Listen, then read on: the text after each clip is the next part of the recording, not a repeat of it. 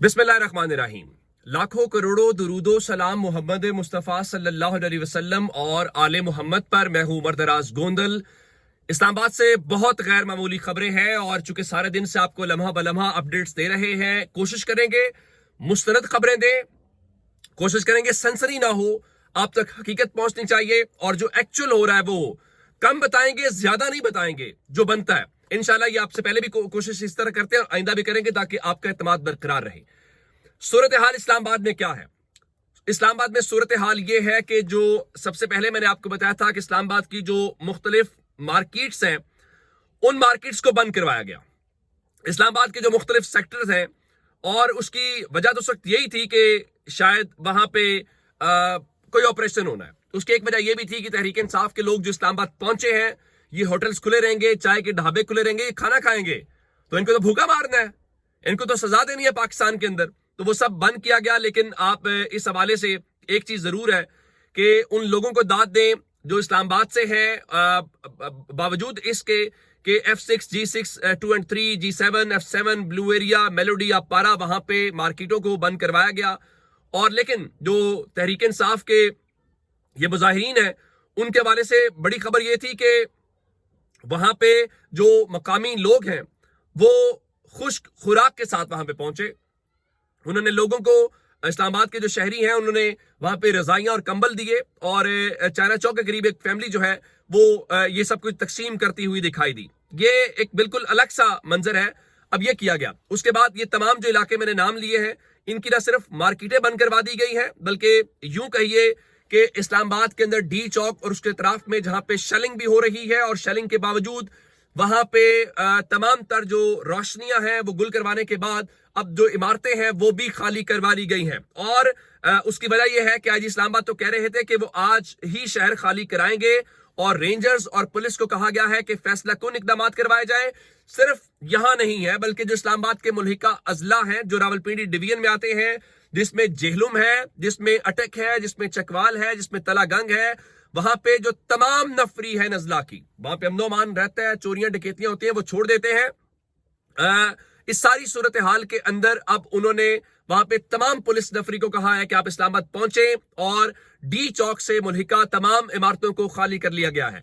अब सूरत हाल इस्लामाबाद के अंदर इस वक्त क्या है? सूरत हाल ये है कि पाकिस्तान शाहीन्स और श्रीलंका की जो टीम के दरमियान 2 मैचेस थे बकिया, वो इस्लामाबाद में होने थे, वो मनसूख कर दिए गए हैं। श्रीलंका की जो टीम है वो फौरी तौर पे अपने वतन वापस जा रही है। इससे आप अमन अमान की जो पैदा होने वाली सूरत हाल है उसका अंदाजा लगा सकते हैं। कल बुध के रोज रावलपिंडी इस्लामाबाद में एक बार फिर जो तालीमी इदारे हैं उनको बंद रखा जाएगा।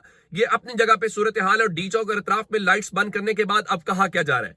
कहा यह जा रहा है कि जो आईजी इस्लामाबाद कह रहे थे कि हम शहर को खाली करवाएंगे, वो अब एक ग्रैंड ऑपरेशन की इस वक्त तैयारी कर रहे हैं। आज रात को वो, ये अलग बात है कि आम शहरी वहां पे खुश्क मेवा जात और खुराक दे रहे हैं, लेकिन हुकूमत और उनके जो लोग हैं वो कह रहे हैं कि हम हर सूरत आज इस शहर को खाली करवाएंगे।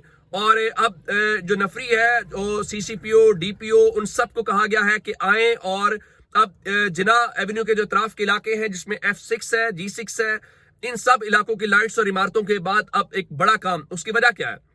सिर्फ यहां पे नहीं है बल्कि जो इस्लामाबाद की तरफ आने वाले रास्ते हैं वो इन मुजाहिरीन ने खुलवाए थे, उन रास्तों को भी बंद किया जा रहा है ताकि पीछे से लोग ना आए, और अगर अल्लाह ना करे रात को कोई ऐसी गड़बड़ होने जा रही है तो ये लोग वापस ना जा सकें। इस हद तक चीजें की जा रही हैं। अब इस वक्त इतलात ये है कि अटक में पुलिस ने दोबारा से रोड्स को ब्लॉक करना शुरू कर दिया है, और खैबर पख्तूनख्वा से जो आने वाले 3 मकामात हैं उनको ब्लॉक कर दिया गया है। अटक खुर्द से पेशावर रोड, मोटरवे M1 और एबटाबाद रोड को झारीकस के मकाम से भी ब्लॉक कर दिया गया है। इस वक्त ये इत्तलात हैं। और अब एक जो सबसे बड़ी खबर है, चूंकि परेशानी क्या है, इस्लामाबाद के अंदर जो खन्ना पुल के मकाम पे एक्सप्रेस वे को भी दोबारा बंद कर दिया गया है। परेशानी इस वक्त ये है कि हर सूरत उन्होंने ये फैसला किया है कि बुशरा बीबी प्रॉब्लम बनी हुई है। आपने देखा कि इस सारी सूरत हाल के दौरान जो है ये कहा गया कि जी वो सब पे भारी हैं, फिर कहा गया जी इमरान खान भी मान गए हैं, बुशरा बीबी भी इनकार कर रही हैं।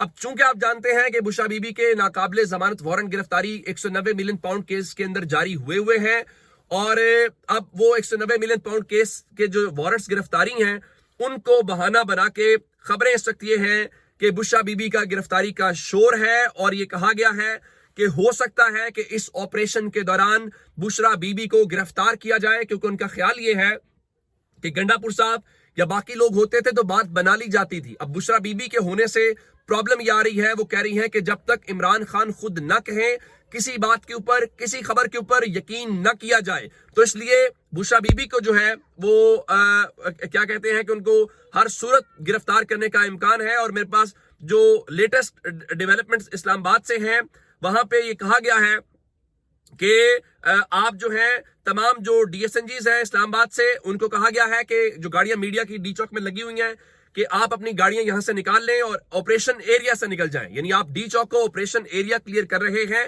اور اس کے علاوہ آئی جی اسلام آباد نے اس وقت وائرلیس کے اوپر اپنی پولیس کی جو فورس ہے اس حوالے سے یہ کہا ہے کہ جو ایلیٹ کمانڈوز ہیں وہ فرنٹ لائن پہ آ جائیں اور قریبی علاقوں کے لائٹس بند کروانے کے بعد اب اعلانات کیے جا رہے ہیں کہ جو مقامی آبادی ہے وہ اپنے گھروں سے باہر نہ نکلے. یہ اس وقت وہاں کی سچویشن ہے، جس کا مطلب یہ ہے کہ اس وقت گیئر اپ چیزیں ہو رہی ہیں. اور گیئر اپ کرنے کا مطلب یہ ہے کہ یہ اب کسی بڑے اس معاملے کے اوپر کر رہے ہیں. اور طلال چودھری جن کا تعلق مسلم لیگ نون سے ہے، وہ آج کہہ رہے تھے کہ حکومت کمزور ہے لیکن آپ جو ہے وہ ریاست سے لڑ نہیں سکتے.